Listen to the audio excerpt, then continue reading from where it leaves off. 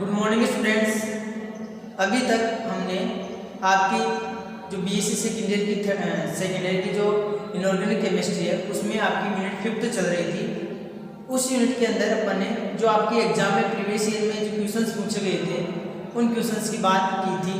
ठीक है, अब जो आगे आपका जो क्वेश्चंस है जो बचे हुए हैं उनकी बात करेंगे। ठीक है, पिछली क्लास में अपन ने जो आपके नॉन एक्वस सॉल्वेंट है उनसे जितने भी क्वेश्चंस बने हुए थे उन क्वेश्चंस को देखा था और बाकी के जो बचे हुए क्वेश्चंस हैं उन क्वेश्चंस के बारे में अपन आज बात करेंगे।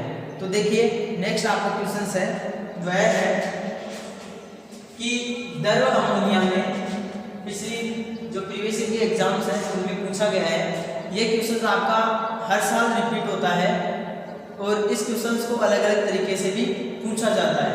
ठीक है, तो क्वेश्चंस आपका द्रव अमोनिया विलयन में द्रव अमोनिया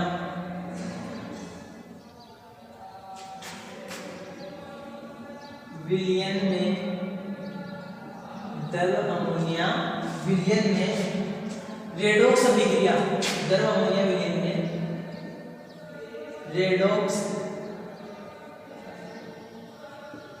रेडॉक्स अभिक्रिया तथा अम्ल क्षार अभिक्रिया रेडॉक्स अभिक्रिया तथा अम्ल क्षार अभिक्रिया व अवक्षेपण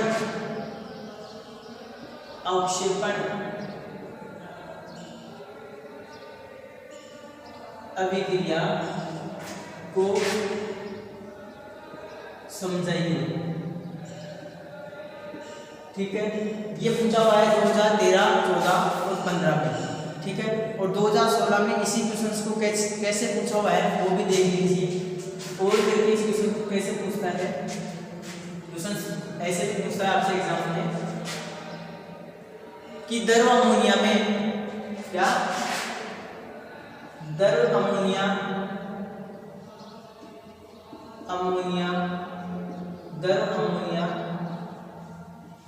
विलयन में संपन्न होने वाली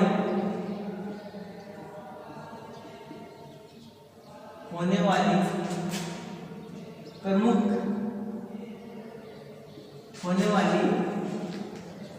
द्रव अमोनिया विलयन में संपन्न होने वाली रासायनिक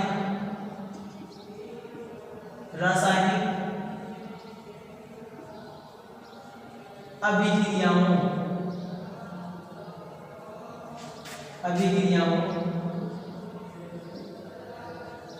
को समझाइए। इस टाइप से क्वेश्चन पूछा हुआ है आपका 2016 में। ठीक है, द्रव अमोनिया विलयन में संपन्न होने वाली रासायनिक अभिक्रियाओं को समझाइए। ठीक है, क्लियर है?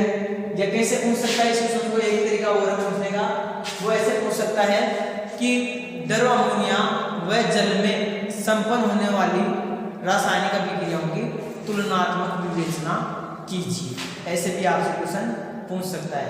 ठीक है, तो द्रव अमोनिया विलयन में रेडॉक्स अभिक्रिया तथा अम्ल क्षार अभिक्रिया व अवक्षेपण अभिक्रिया को समझाइए। देखिए टोटल आपकी 7-8 रिएक्शंस हैं। टोटल कितने रिएक्शंस हैं? 7 या 8 रिएक्शंस है जो द्रव अमोनिया विलयन में संपन्न होती है। उनमें से रेडॉक्स अभिक्रिया हो गई, अवक्षेपण अभिक्रिया हो गई, आपकी अम्ल क्षार अभिक्रिया हो गई। समझ रहे हो? तो ये सारी की सारी रिएक्शंस है जो द्रव अमोनिया विलयन में संपन्न होती है। ठीक है, यह क्या पूछ सकता है? द्रव अमोनिया विलयन में संपन्न होने वाली प्रमुख अभिक्रियाओं को समझाइए या बताइए। क्वेश्चंस हो गया, क्वेश्चंस आप उतार लीजिए, फिर इसके बाद में अपन आगे देखेंगे। ठीक है, तो देखो हो गया।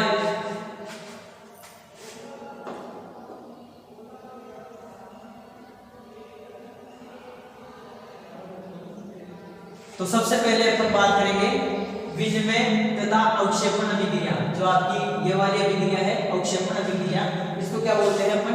विनिमय या अवक्षेपण अभिक्रिया। ठीक ठीक है, तो सबसे मिटा दूं। सबसे पहले आंसर इसका होगा, तो देखिए द्रव अमोनिया विलयन में जो संपन्न होगी, द्रव अमोनिया विलयन में जो सबसे पहले संपन्न होगी वह अभिक्रिया में बता रहा हूँ। सबसे पहला जो टाइप है आपका वह है पहला विनिमय, यह आंसर आपके क्वेश्चन का विनिमय, विनिमय व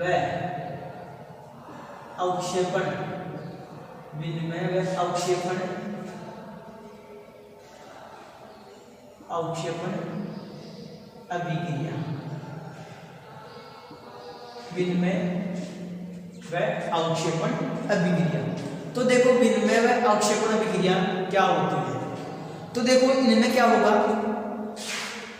जो विनिमय व अवक्षेपण अभिक्रिया है, ये अभिक्रियाएं मुख्य रूप से किसमें संपन्न होगी, आपके द्रव अमोनिया सॉल्यूशन में।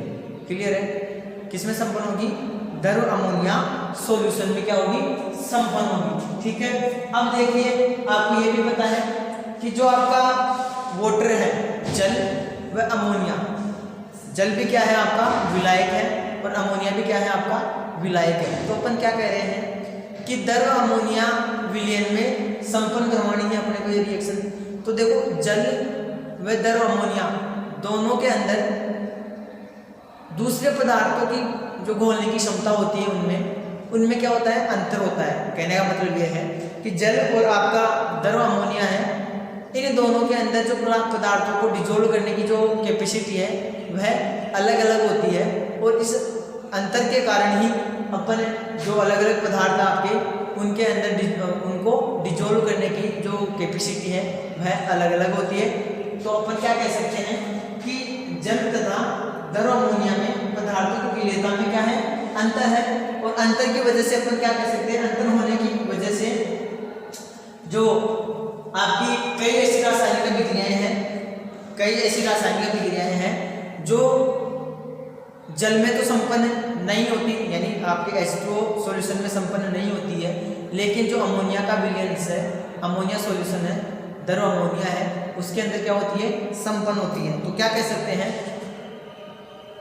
H2O आपका द्रव है और एक आपका लिक्विड अमोनिया है, दोनों के अंदर जो आपके पदार्थों को डिजोल्व करने की या पदार्थों की विलेयता का अंतर है, यानी कुछ कंपोनेंट्स को जो आप अगर यदि H2O जल विलायक के रूप में काम में ले रहे हो, वह कई रिएक्शंस को क्या कर सकता है, विलायक का काम नहीं करता है वहाँ पे, यानी उनको अपने अंदर डिजोल्व नहीं कर सकता या आयनों में डिसोसिएट नहीं कर सकता। तो ऐसी रासायनिक अभिक्रियाएं जिनमें जो H2O में संपन्न नहीं होती है उनको अपन द्रव अमोनिया विलयन में इजीली संपन्न करवा सकते हैं। देखिए एग्जाम्पल, जैसे मान लो आपका पोटेशियम आयोडाइड और आपका है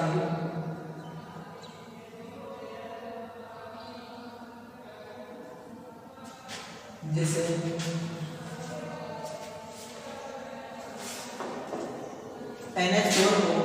NH4Cl ले सकते हैं अपन यहाँ पे, NH4Cl, इसकी अभिक्रिया करवाएंगे किस परिस्थिति में, NH3 कौन सी फॉर्म में आया आपका, लिक्विड अवस्था में, इसकी अभिक्रिया करवा रहे हैं। पोटेशियम आयोडाइड ले लिया अपन ने, NH4OH ले लिया, ठीक है। जैसे इस रिएक्शन करवाएंगे तो क्या बनेगा आपका KCl का श्वेत अवक्षेप, KCl का क्या बनेगा, श्वेत अवक्षेप, अवक्षेप अपने को क्या होगा, प्राप्त होगा, और साथ में क्या प्राप्त होगा आपका, क्या बच गया,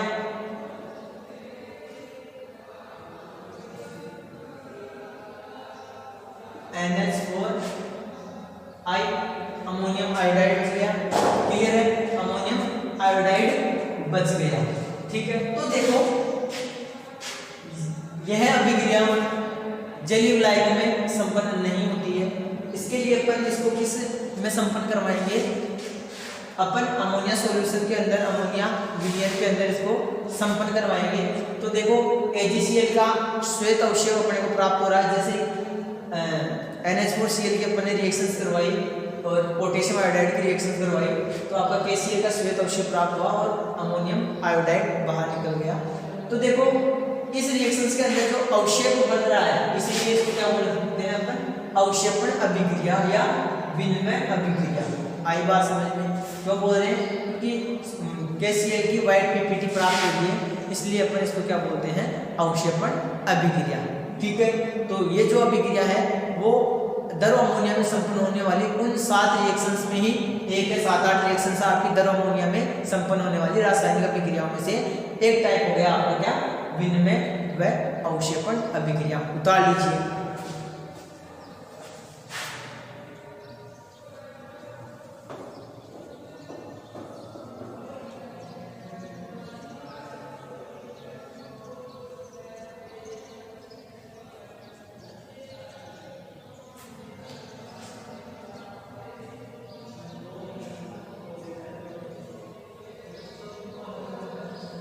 अब देखो आगे है आपकी, आगे है नेक्स्ट दूसरा टाइप है आपका दर अमोनिया की प्रोटॉन ग्राही के रूप में अभिक्रिया। दूसरा टाइप क्या है,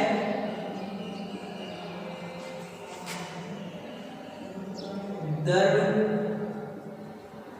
अमोनिया की प्रोटॉन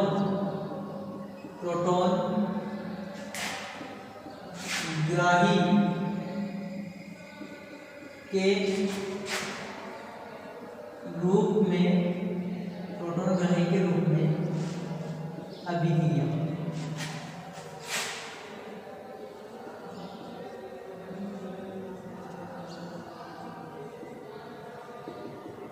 दूसरा टाइप है, दूसरी टाइप के रिएक्शंस है। किसमें क्वेश्चन क्या था अपना, दर अमोनिया में संपन्न होने वाली प्रमुख अभिक्रियाओं का वर्णन कीजिए। तो आपकी दूसरी रिएक्शन है क्या, दर अमोनिया की प्रोटॉन ग्राही के रूप में अभिक्रिया। तो देखो इसको भी अपन समझते हैं।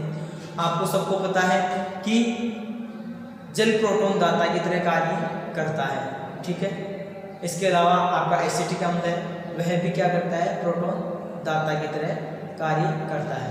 तो अपन को पढ़ना क्या है, अपना पॉइंट है दर अमोनिया की प्रोटॉन ग्राही के रूप में अभिक्रिया। कहने का मतलब यह है कि जो आपका अमोनिया है वह कहीं ना कहीं से क्या करेगा, प्रोटॉन ग्रहण करेगा।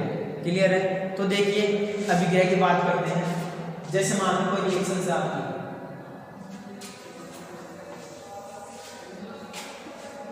मान लो ये आपका क्या है, NH3 और लिक्विड दर अमोनिया है। इस दर अमोनिया की रिएक्शन में मान लो किससे करवा दो, H2O से। किससे करवा दे, H2O से, ठीक है। तो देखो इसको मैं रिप्रेजेंट कर सकता हूं। तो देखिए जो आपका H2O है, क्या है, H2O है, यह कंपैरेटिवली एसिडिक कैरेक्टर रखता है। किसकी कंपैरिजन में एसिडिक कैरेक्टर ज्यादा है अमोनिया की तुलना में। अमोनिया में क्या है, बेसिक कैरेक्टर ज्यादा है, क्षारीय कैरेक्टर ज्यादा है। आई बात समझ में? तो क्या करेगा ये यहाँ से एक H+ इधर ले लेगा, ठीक है। क्या ले लेगा, H+, और ये किस में टूट जाएगा, OH नेगेटिव में। तो दर अमोनिया की प्रोटॉन ग्राही के रूप में अभिक्रिया संपन्न हो सकती है, बिल्कुल हो सकती है। और संपन्न होगी तो क्यों होगी, क्योंकि प्रबल प्रोटॉन एक्सेप्टर है अमोनिया, फटाफट से H+ ले लेगा, ठीक है। तो देखो ये जल के अंदर पूर्ण रूप से वियोजित भी हो जाएगा, और इसी कारण प्रबल प्रोटॉन ग्राही होने के कारण ही आपका जो अमोनिया है वह जल में फटाफट से क्या हो जाता है, डिजोल्व हो जाता है, आसानी से वियोजित हो जाता है, ठीक है। तो देखो क्या होगा, क्या बनेगा आपका NH4 पॉजिटिव और आपका OH नेगेटिव। क्लियर है, समझ में आ गया, ठीक है। अब देखो एक रिएक्शन और देखो, मालूम मैंने एक एग्जाम्पल क्वेश्चन में बताया था। क्वेश्चन अपना क्या था, जो अपने पिछली क्लास में सोल्व भी कर लिया, उसका आंसर मैंने समझा भी दिया था आपको, बोर्ड पे रिएक्शंस भी सोल्व करवा दी थी, ठीक है। क्वेश्चंस क्या था, क्वेश्चंस ऐसे था कि क्या कारण है कि क्या कारण है कि एसिटिक अम्ल H2O में दुर्बल अम्ल की तरह, जबकि अमोनिया सॉल्यूशन में, अमोनिया विलयन में प्रबल अम्ल की तरह बिहेव करता है। ऐसा क्वेश्चन था और मैं चेक कर लेता हूं क्या क्वेश्चन था। क्वेश्चन शायद ऐसे ही था,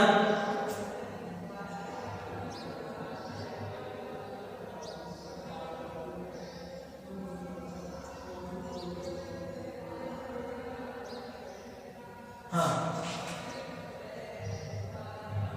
बिल्कुल क्वेश्चन यही था कि क्या कारण है कि एसिटिक अम्ल जल में, एसिटिक अम्ल जल में क्या था, दुर्बल अम्ल की तरह बिहेव करता है, जबकि अमोनिया में प्रबल अम्ल की तरह बिहेव करता है। तो देख लेते हैं उस चीज को भी क्या था, आपको और समझ में आ जाएगा। उस एग्जाम्पल को आप यहाँ पर भी दे सकते हो, इसमें द्रव अमोनिया की प्रोटॉन ग्राही के रूप में अभिक्रिया, यह आपकी सेकेंड अभिक्रिया है जो द्रव अमोनिया में संपन्न होती है। टोटल कितनी अभिक्रियाएं पढ़नी है अपने को, 7 अभिक्रिया कम से कम पढ़नी है, क्योंकि एग्जाम में बड़ा क्वेश्चन बनता है 4.5 मार्क्स से, 4.5 नंबर के आसपास का क्वेश्चन बनता है इस टॉपिक से आपका। तो दूसरी अभिक्रिया की बात करें, दूसरी अभिक्रिया क्या थी, अपन ने क्या बोला, एसिटिक अम्ल किसमें संपन्न करवा रहे हैं रिएक्शन, H2O में। तो देखो क्या होता है यहाँ पे देखिए ये क्या है, एसिटिक अम्ल है, तो ये क्या है, दुर्बल है, दुर्बल अम्ल,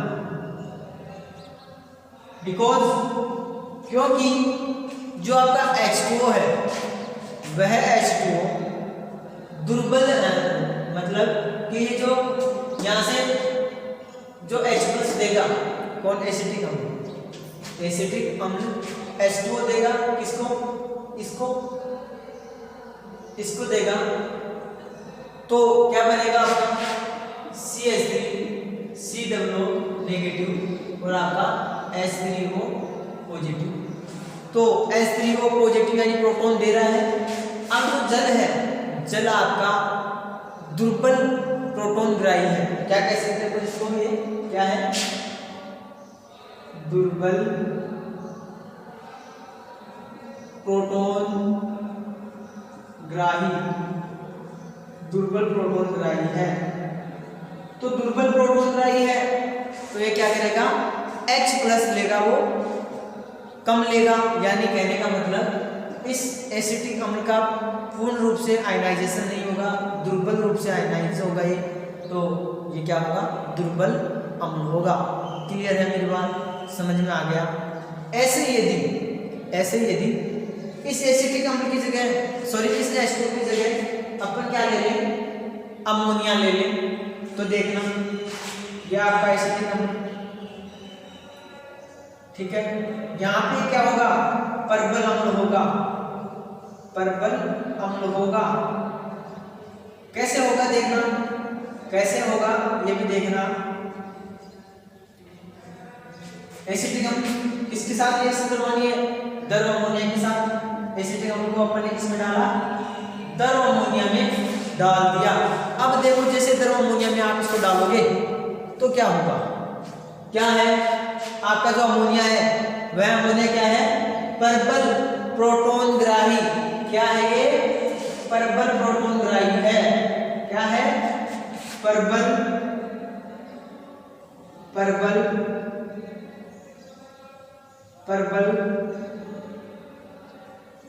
प्रोटॉन ग्राही, दिख रहा है नीचे, प्रबल प्रोटॉन ग्राही है, ठीक है। तो प्रबल प्रोटॉन ग्राही है तो क्या होगा, ये H+ है जो क्या करेगा, शीघ्रता से लेगा, किससे, इस एसिटिक अम्ल से H+, यहाँ से भी H+ ले रहा है, ये भी H+ ले रहा है, तो एसिटिक अम्ल से क्या करेगा, शीघ्रता से H+ ले लेगा, फटाफट से लेगा। तो फटाफट से H+ लेगा तो इसका आयनाइजेशन क्या होगा, इजीली होगा और जल्दी से होगा और पूर्ण रूप से आयनाइज होगा। क्या होगा, पूर्ण रूप से आयनाइज होगा, और पूर्ण रूप से आयनाइज होगा तो ये कैसा बिहेव करेगा, स्ट्रॉन्ग एसिड की तरह, यानी प्रबल अम्ल की तरह क्या करेगा, यह बिहेव करेगा, ठीक है। और क्या बन जाएगा, देख लीजिए, CH3 COO नेगेटिव और आपका NH4 पॉजिटिव।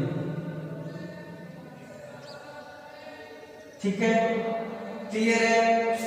क्लियर? तो आप इससे बखूबी बता सकते हो, इजीली आप बता सकते हो किसे द्रव अमोनिया की प्रोटॉन ग्राही के रूप में जो आपने रिएक्शंस दी है, अपन ने जो रिएक्शंस बताई है आपको, अपन इन रिएक्शंस को देखने से अपने को यही पता चलता है कि जो आपका द्रव अमोनिया है वह प्रबल प्रोटॉन एक्सेप्टर होता है, प्रबल प्रोटॉन ग्राही होता है। ठीक है, इस कारण द्रव अमोनिया सॉल्यूशन में जो एसिटिक अम्ल है वह प्रबल अम्ल की तरह बिहेव करता है, और H2O सॉल्यूशन में आपका एसिटिक अम्ल है वह दुर्बल अम्ल की तरह बिहेव करता है। एग्जाम में यहाँ से क्वेश्चन बनता है, शॉर्ट क्वेश्चन बनता है जरूर। क्यों, क्या पूछेगा, क्या कारण है कि एसिटिक अम्ल द्रव अमोनिया में प्रबल अम्ल की तरह बिहेव करता है, जबकि H2O में दुर्बल अम्ल की तरह बिहेव करता है। समझाइए, तब आपको ये एग्जाम्पल देने हैं और सारी रामायण समझानी है। क्लियर है यहाँ तक? फटाफट से स्क्रीनशॉट ले लीजिए, उतार लो इसको या स्क्रीनशॉट ले लो।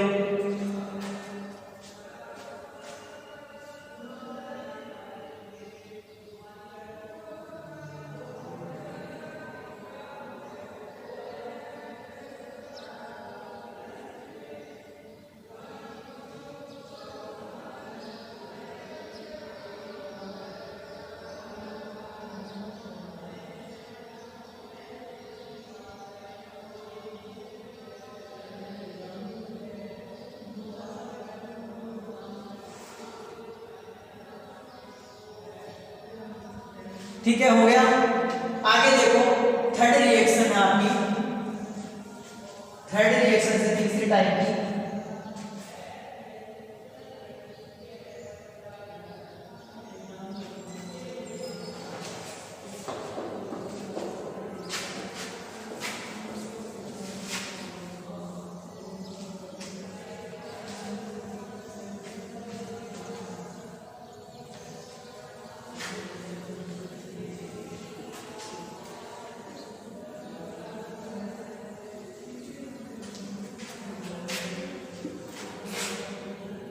तीसरी टाइप की रिएक्शन आपकी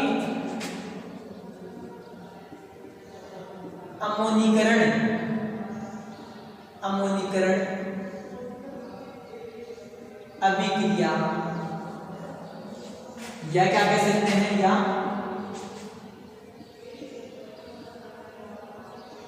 अमोनिएटों का बनना।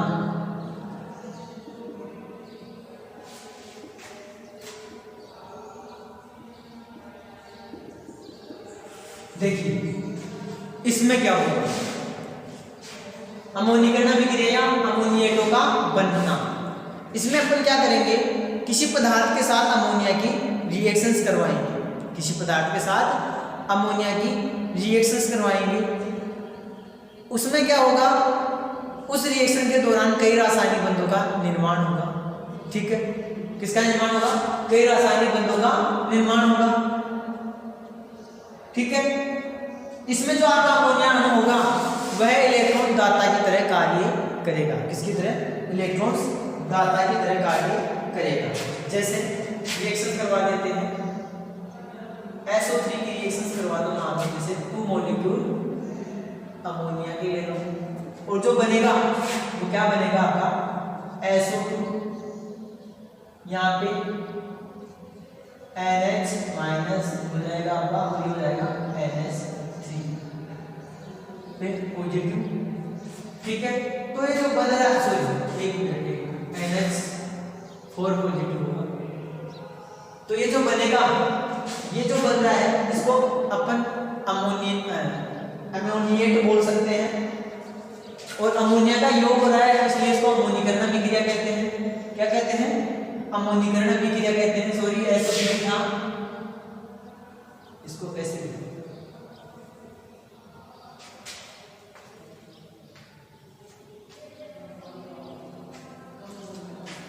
वही SO3 था तो ये ऑप्शन इधर आ जाएगा, और आपका NH4 पॉजिटिव और NH2, ठीक है, ये क्लियर है, हो गया। तो ये जो अभिक्रिया है आपकी, ये अमोनीकरण अभिक्रिया है। नेक्स्ट एक अभिक्रिया और देखते हैं, जैसे BF3 है, इसकी अभिक्रिया अपन ने करवा दी अमोनिया से, तो क्या बनेगा BF3 और NH3, ठीक है। तो ये जो रिएक्शंस है, ये आपकी रिएक्शंस क्या कहलाएगी, अमोनीकरण अभिक्रिया। अब इसमें कई रासायनिक बन सकते हैं, आपको उपसंयोजन बंध का भी फॉर्मेशन हो सकता है। तो ये थी आपकी अमोनीकरण अभिक्रिया, ठीक है, या अमोनियटों का बनना। ये तीसरी टाइप की रिएक्शन आपकी कंप्लीट है, यानी थर्ड रिएक्शंस आपकी कंप्लीट है। आगे नेक्स्ट फोर्थ की बात करते हैं, इसको उतार लीजिए।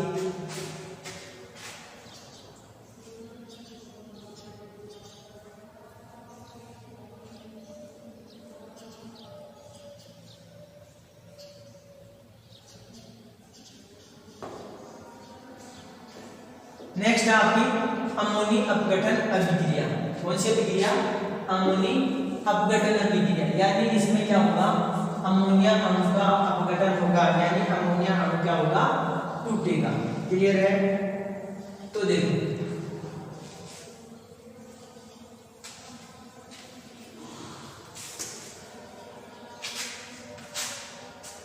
फोर्थ अमोनी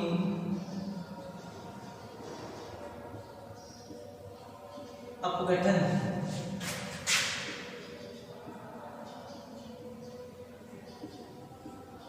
अभिक्रिया। कौन सी अभिक्रिया, अमोनी अपघटन अभिक्रिया। क्लियर है। तो देखिए इसमें क्या होगा, जैसे मान लो मैं रिएक्शंस लिखता हूं, उसी से समझेंगे इस चीज को।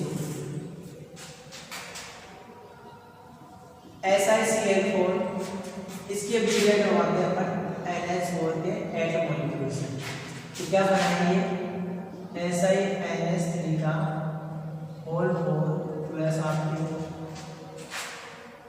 मान लो कितने अणु बच गए, यहाँ पे 4 क्लोरीन के मॉलिक्यूल्स बाहर निकल रहे हैं, Cl माइनस हो जाए, और आपके कितने बच रहे हैं, अमोनिया कितने बच गए भाई, 4 तो आपके काम में आ गए, और आप कितने बच रहे हैं, 4 मॉलिक्यूल्स और बच जाएंगे आपके, ठीक है ना।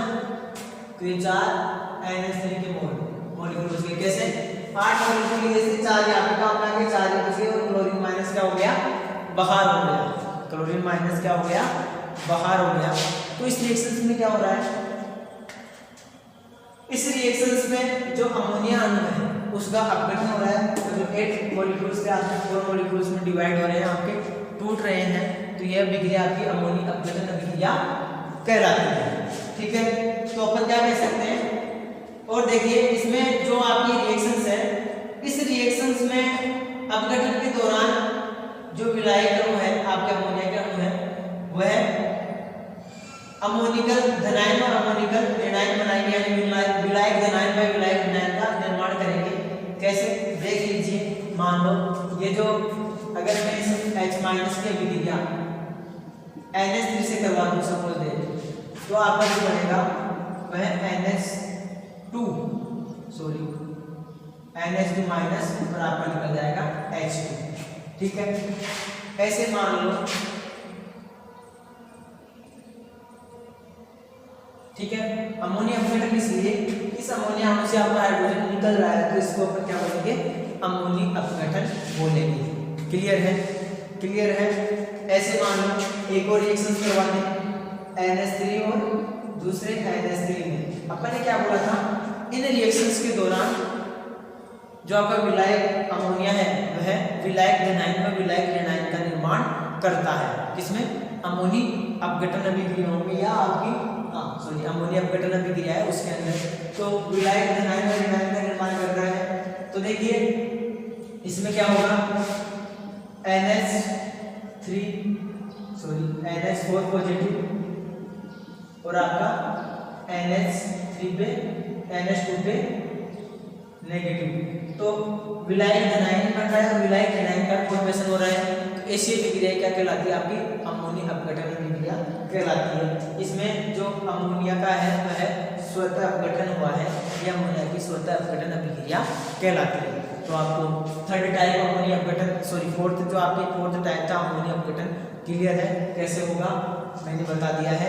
आप एग्जाम्पल बता सकते हो और क्या जब आप थ्योरेटिकल लिखोगे तो जो आपने मैंने समझाई वही चीज़ आपकी थ्योरी में आ जाएगी। क्लियर है? ठीक है, चलो बता लीजिए।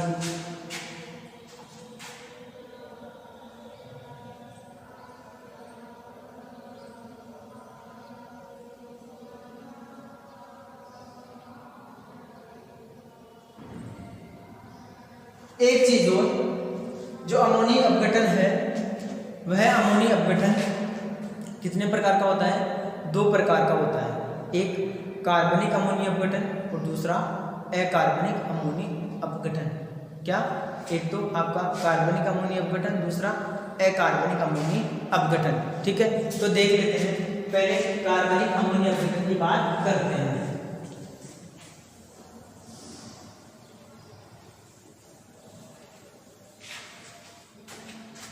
पहला है आपका ए है अमोनिया अपघटन में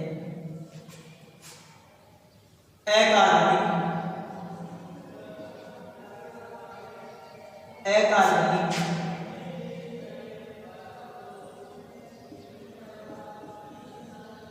अमोनी अपघटन। तो देखिए अकार्बनिक अमोनी अपघटन में क्या होगा। तो देखिए इसमें किसी अकार्बनिक पदार्थ का आपका क्या होगा? अमोनीकरण अपघटन होगा। यानी अकार्बनिक पदार्थ आपके अमोनिया का अपघटन कर दे, उसे अपन क्या बोलेंगे? अकार्बनिक अमोनी अपघटन। एग्जाम्पल से आपको समझ में आ जाएगा। एग्जाम्पल देखिए, जैसे मान लो एग्जाम्पल BCl3 है, इसके साथ में 6NH3 लिक्विड अमोनिया ले रहा हूँ। अमोनिया क्या है? लिक्विड है, क्योंकि दर अमोनिया की तो अपने को रिएक्शंस करवानी है। दर अमोनिया के अंदर ही अपन ये सारी रिएक्शंस पढ़ रहे हैं। बहुत बड़ा क्वेश्चन बनता है एग्जाम में। दर अमोनिया की मुख्य रासायनिक अभिक्रियाओं को समझाइए, या क्या अपन बोलेंगे? दर अमोनिया में संपन्न होने वाली 6 रासायनिक अभिक्रियाओं को या 7 रासायनिक अभिक्रियाओं को समझाइए। या एक एक रिएक्शंस का आपका 1 नाम भी पूछ सकता है, जैसे अमोनिया अपघटन अभिक्रिया क्या होती है समझाइए। इसके अलावा आपका ऐसे पूछ सकता है कि जो आपकी वह है रेडॉक्स, दर अमोनिया में संपन्न होने वाली रेडॉक्स अभिक्रियाएं समझाइए। अब इसके अलावा विलायकन अभिक्रियाएं या अपघटनीय अभिक्रियाएं क्या है ये समझाइए। ठीक है, तो ये जो मैंने आपको चीज़ें बताई है आपके 4th टाइप चल रहा है। 4था टाइप है आपकी दर अमोनिया में संपन्न होने वाली रिएक्शंस का। तो 4th टाइप से जो अलग अलग टाइप्स में आपके हेडिंग्स हैं, उन हेडिंग्स से भी आपका क्या बनता है? क्वेश्चंस बनता है। ठीक है, तो देख लो BCl3 और 6 अमोनिया के हम ले लिए अपने अमोनीकरण क्या का अमोनिया अपघटन करवा रहे हैं। तो देखो क्या होगा, आपका जो BCl3 है इसमें अमोनिया का भी अपघटन होगा, BCl3 भी टूट जाएगा आपका। तो क्या बनाएगा? BNH3 का होल ट्राइज और आपका क्या बनाएगा? NH3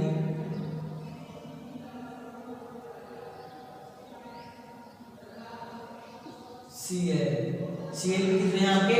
3 है। तो क्या बनेगा इसमें? यहाँ पे 3 जोड़ दो। ठीक है, हो गया बैलेंस। 3 अमोनिया के अणु थे, 6 अमोनिया के अणु थे, 3 तो इसके BCl3 B के साथ चले गए और आपका Cl3 था वो 3 Cl3 अमोनिया के इधर चले गए। क्लियर है? 3 अणु NH3 Cl के बाहर निकल रहे हैं। समझ में आ गया होगा? आ गया समझ में? क्लियर है? उतार लीजिए। आगे देखो, एक और बात कर लेते हैं साथ ही।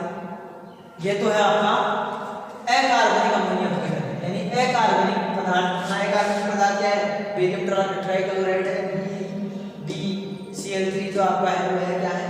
अकार्बनिक पदार्थ। अब कार्बनिक पदार्थ की बात करेंगे, यानी कि कार्बनिक अमोनी अपघटन। तो देख लीजिए कार्बनिक अमोनी अपघटन क्या होगा। बी है आपका, बी है कार्बनिक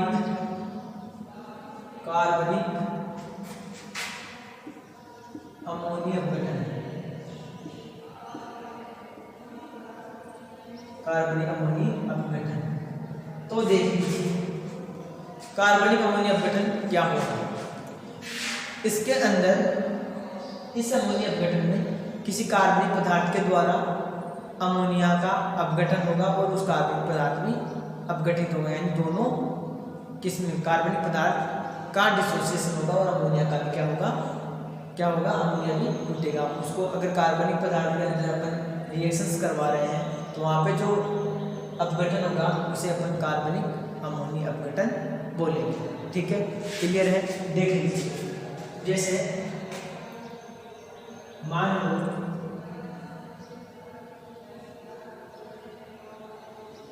RCl है, एल्किल हैलाइड है, यहाँ पे मान सकते हैं CH3Br, Cl। ठीक है, इसकी रिएक्शन किससे करवा दो, 2 मॉलिक्यूल NH3 से।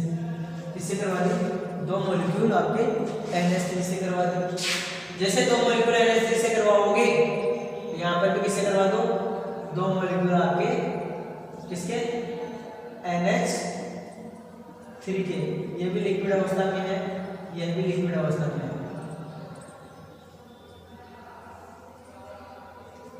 ठीक है, तो देखो ऊपर वाले से क्या बनेगा, 1 डिग्री एमीन,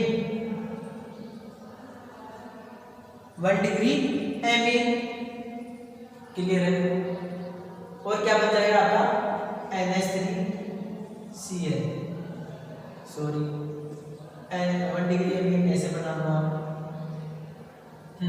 और ये बन जाएगा NH4Cl, ऐसे CH3 NH2 और आपको क्या बन जाएगा NH4Cl। क्लियर है, क्या बन गया, ये बन गया। ठीक है, तो इस प्रकार से आप क्या करवा सकते हो, अमोनी अपघटन करवा सकते हो। कार्बनिक पदार्थों की उपस्थिति में अमोनिया का जो अपघटन हो रहा है उसे अपन क्या बोलेंगे, अमोनी अपघटन बोलेंगे। ठीक है, तो ये चीज समझ में आ गई किस प्रकार से आपको किस प्रकार से आपको अमोनी अपघटन करवाना है। क्लियर है। अमोनी अपघटन आपका 2 प्रकार का होता है, कौन कौन सा, कार्बनिक अपघटन, अकार्बनिक अमोनी अपघटन, दूसरा कार्बनिक अमोनी अपघटन। और एग्जांपल दे सकते हो, जैसे एक और एग्जांपल ले लो,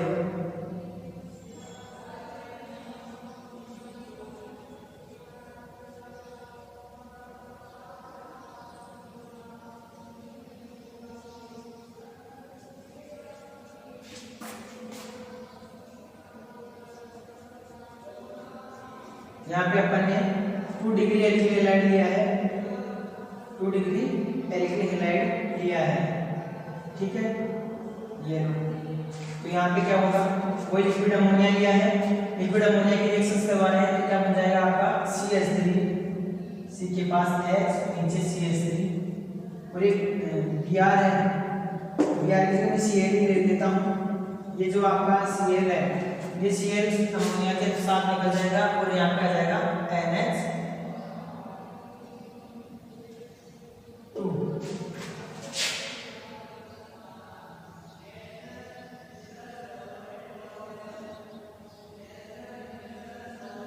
और आपका बन जाएगा NH4Cl। क्लियर है। तो दोनों में ही आपकी 1 डिग्री एमीन ही बन रही है। क्लियर है। तो ये हो गया। तो कुल मिला के बाद ये है कि आपको तीनों एग्जांपल में जो अमोनिया के अपन ने ऑर्गेनिक कंपाउंड से रिएक्शंस करवाई तो इसमें आपका अमोनी अपघटन हो रहा है। ठीक है, तो अमोनी अपघटन अभिक्रिया कंप्लीट है। ये एग्जांपल्स आपको समझ में आ गए होंगे, 2 टाइप का अमोनी अपघटन होता था। क्लियर है। कार्बनिक पदार्थ अपन काम में ले रहे हैं तो उसे कार्बनिक अमोनी अपघटन बोलेंगे, और यदि अकार्बनिक पदार्थ काम में ले रहे हैं तो उसे अकार्बनिक अमोनी अपघटन बोलेंगे। ठीक है, क्लियर है। यहाँ तक स्क्रीनशॉट ले लीजिए।